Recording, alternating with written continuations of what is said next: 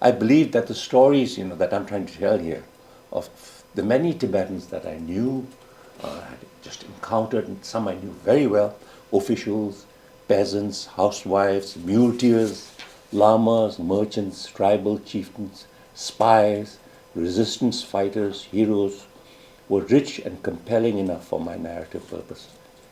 I had known many of these people personally. I interviewed them extensively. And some of them you couldn't even call interviews. I knew these people like over a bar table. Many nights, just talking and just making secret notes and things.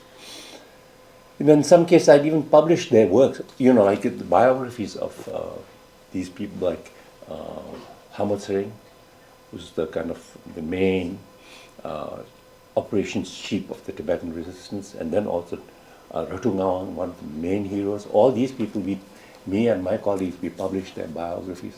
So I was, okay, whatever the faults, I had a kind of, I thought I could do it, and I knew how to do it. First person narrative, now that's easy.